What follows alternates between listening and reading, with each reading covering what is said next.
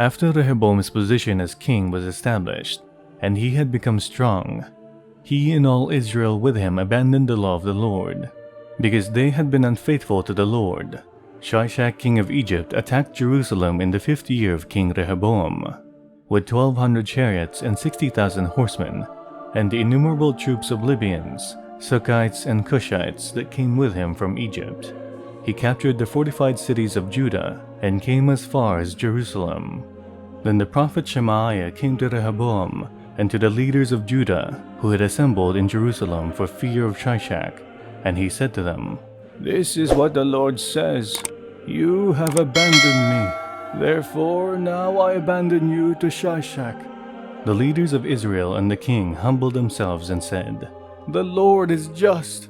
When the Lord saw that they humbled themselves, this word of the Lord came to Shemaiah: "Since they have humbled themselves, I will not destroy them, but will soon give them deliverance.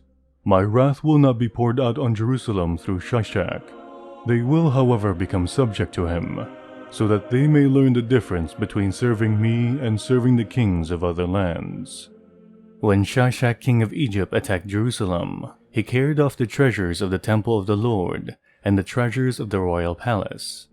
He took everything, including the gold shield Solomon had made. So King Rehoboam made bronze shields to replace them, and assigned these to the commanders of the guard on duty at the entrance to the royal palace.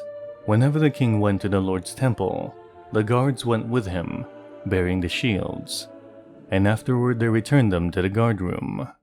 Because Rehoboam humbled himself, the Lord's anger turned from him, and he was not totally destroyed. Indeed, there was some good in Judah. King Rehoboam established himself firmly in Jerusalem and continued as king. He was 41 years old when he became king, and he reigned 17 years in Jerusalem, the city the Lord had chosen out of all the tribes of Israel in which to put his name. His mother's name was Naamah. She was an Ammonite.